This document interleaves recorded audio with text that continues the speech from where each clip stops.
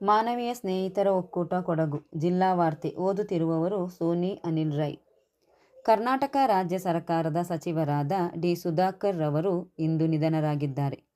ವಿರಾಜಪೇಟೆ ಕ್ಷೇತ್ರ ಶಾಸಕ A. S. Ponnanna ಸಂತಾಪ ಸೂಚಿಸಿದ್ದಾರೆ. ಇಂದು ವಿರಾಜಪೇಟೆ ಕ್ಷೇತ್ರದಲ್ಲಿ ನಿಗದಿಯಾಗಿದ್ದ ಎ. ಎಸ್. ಪೊನ್ನಣ್ಣ ಅವರ ಎಲ್ಲ ಕಾರ್ಯಕ್ರಮಗಳು ರದ್ದಾಗಿದೆ. ವಿನಿಮಯ ಕಚೇರಿ ವತಿಯಿಂದ ಜಿಲ್ಲಾ ಉದ್ಯೋಗ ವಿನಿಮಯ ಕಚೇರಿಯಲ್ಲಿ ಮೇ 12ರಂದು ಬೆಳಗ್ಗೆ 11ರಿಂದ ಮಧ್ಯಾಹ್ನ 1 ಗಂಟೆವರೆಗೆ ಮಿನಿ ಉದ್ಯೋಗ ಮೇಳ ನಡೆಯಲಿದೆ. ಈ ಉದ್ಯೋಗ ಮೇಳದಲ್ಲಿ Piramal finance limited Mysuru, Kalyani motors car showroom Madikeri, instant IT technology Mysuru, Hyundai car showroom Madikeri, Evolve Back resort Madikeri, Muthoot money finance Mysuru ಇವರು ತಮ್ಮ ಸಂಸ್ಥೆಗಳಲ್ಲಿ ಖಾಲಿ ಇರುವ ಹುದ್ದೆಗಳಿಗೆ ನೇಮಕಾತಿ ಮಾಡಿಕೊಳ್ಳಲಿದ್ದಾರೆ.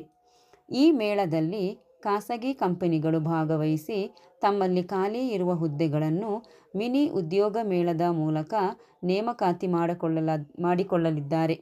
ಈ ಉದ್ಯೋಗ ಮೇಳದಲ್ಲಿ SSLC, PUC, ITI, ಡಿಪ್ಲೊಮಾ, ಪದವಿ ಹಾಗೂ ಸ್ನಾತಕೋತ್ತರ ಪದವಿ ವಿದ್ಯಾರ್ಹತೆ ಹೊಂದಿರುವ ಅಭ್ಯರ್ಥಿಗಳು ಭಾಗವಹಿಸಿ ಉದ್ಯೋಗದ ನೆರವನ್ನು ಪಡೆಯಬಹುದಾಗಿದೆ. ಅಭ್ಯರ್ಥಿಗಳು ವಿದ್ಯಾರ್ಹತೆಯ ಮೂಲ ದಾಖಲೆಗಳು, ಅನುಭವ ಪ್ರಮಾಣ ಪತ್ರ ಹಾಗೂ ಸ್ವವಿವರಗಳ ಪ್ರತಿಗಳೊಂದಿಗೆ ಉದ್ಯೋಗ ಮೇಳಕ್ಕೆ ಹಾಜರಾಗುವಂತೆ ಜಿಲ್ಲಾ ಉದ್ಯೋಗಾಧಿಕಾರಿ CB ಮಂಜುನಾಥ ಅವರು ತಿಳಿಸಿದ್ದಾರೆ. ಗ್ರಾಮೀಣ ಪುನರ್ವಸತಿ ಯೋಜನೆಯಡಿ ನಗರಸಭೆ, ಪಟ್ಟಣ ಪಂಚಾಯತ್ ಹಾಗೂ ಗ್ರಾಮ ಪಂಚಾಯಿತಿಗಳಲ್ಲಿ URW, VRW ಹುದ್ದೆಗಳು ಖಾಲಿ ಇದ್ದು ಬೌದ್ಧಿಕ ವಿಕಲತೆ ಹಾಗೂ ಮಾನಸಿಕ ಅಸ್ವಸ್ಥರನ್ನು ಹೊರತುಪಡಿಸಿ ಅರ್ಜಿ ಬಯಸುವವರು ಮೇ 30ರೊಳಗೆ ಅರ್ಜಿ ಸಲ್ಲಿಸಬಹುದು. ನಗರದ ಪುನರ್ವಸತಿ ಕಾರ್ಯಕರ್ತರು ಹುದ್ದೆಗೆ ಮಾಸಿಕ ಗೌರವಧನ ₹10,000, SSLC ಉತ್ತೀರ್ಣ, ಅನುತ್ತೀರ್ಣ, ವಿಕಲತೆಯ ಪ್ರಮಾಣ 40%ಕ್ಕಿಂತ ಮೇಲ್ಪಟ್ಟು 75%ಕ್ಕಿಂತ ಕಡಿಮೆ ಇರಬೇಕು. 18ರಿಂದ 45 ವರ್ಷದ ವಯೋಮಾನದವರಾಗಿರಬೇಕು. ಗ್ರಾಮೀಣ ಪುನರ್ವಸತಿ ಕಾರ್ಯಕರ್ತರು ಹುದ್ದೆಗೆ ಮಾಸಿಕ ಗೌರವಧನ ₹10,000, SSLC ಉತ್ತೀರ್ಣ, ಅನುತ್ತೀರ್ಣ, ವಿಕಲತೆಯ ಪ್ರಮಾಣ 40%ಕ್ಕಿಂತ ಮೇಲ್ಪಟ್ಟು 75%ಕ್ಕಿಂತ ಕಡಿಮೆ ಇರಬೇಕು. 18ರಿಂದ 45 ವರ್ಷದ ವಯೋಮಾನದವರಾಗಿರಬೇಕು. ಮೈಸೂರಿನ ಪಾರಂಪರಿಕ ಕಟ್ಟಡಗಳಾಗಿರುವ ದೇವರಾಜ ಮಾರುಕಟ್ಟೆ ಮತ್ತು ಲ್ಯಾನ್ಸ್ಡೌನ್ ಕಟ್ಟಡದ ಸಂರಕ್ಷಣೆ ಹಾಗೂ ನವೀಕರಣಕ್ಕೆ ಅನುದಾನವನ್ನು ಶೀಘ್ರ ಬಿಡುಗಡೆ ಮಾಡಲು ಕ್ರಮ ಕೈಗೊಳ್ಳಬೇಕು ಎಂದು ಮುಖ್ಯಮಂತ್ರಿ ಸಿದ್ದರಾಮಯ್ಯಗೆ ಮೈಸೂರು ಕೊಡಗು ಲೋಕಸಭಾ ಕ್ಷೇತ್ರದ ಸಂಸದರಾದ ಯದುವೀರ್ ಕೃಷ್ಣದತ್ತ ಚಾಮರಾಜ ಒಡೆಯರ್ ಮನವಿ ಮಾಡಿದ್ದಾರೆ. ಮೈಸೂರಿನ ಪಾರಂಪರಿಕ ಕಟ್ಟಡಗಳನ್ನು ಸಂರಕ್ಷಣೆ ಮಾಡುವುದೇ ನಮ್ಮ ಮುಖ್ಯ ಧ್ಯೇಯ.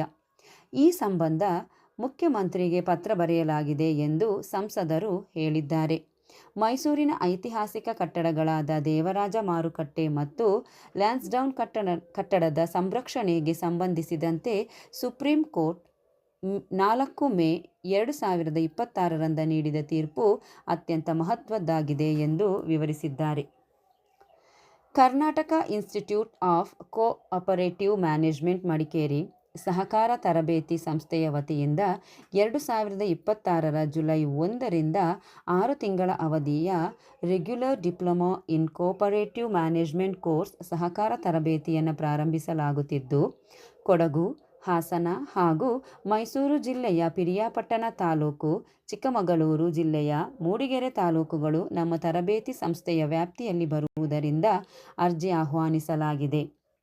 ಮೇ 11ರಿಂದ ಅರ್ಜಿ ಸಲ್ಲಿಸಬಹುದು.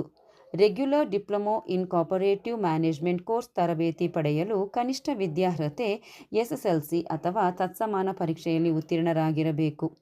ತರಬೇತಿ ಅವಧಿಯಲ್ಲಿ ಪ್ರತಿ ತಿಂಗಳು ಸಾಮಾನ್ಯ ಅಭ್ಯರ್ಥಿಗಳಿಗೆ ₹500 ಶಿಷ್ಯ ವೇತನ ಮತ್ತು ವಿಶೇಷ ನಿರುದ್ಯೋಗ, ಪರಿಶಿಷ್ಟ ಜಾತಿ, ಪರಿಶಿಷ್ಟ ಪಂಗಡದ ಅಭ್ಯರ್ಥಿಗಳಿಗೆ ₹600 ಶಿಷ್ಯ ವೇತನ ನೀಡಲಾಗುವುದು ಹಾಗೂ ಪ್ರವೇಶ ಪಡೆದ ಅಭ್ಯರ್ಥಿಗಳಿಗೆ ಉಚಿತ ವಸತಿ ಗೃಹದ ವ್ಯವಸ್ಥೆ ಇರುತ್ತದೆ. ಇಲ್ಲಿಗೆ ಜಿಲ್ಲಾ ವಾರ್ತೆ ಮುಕ್ತಾಯವಾಯಿತು.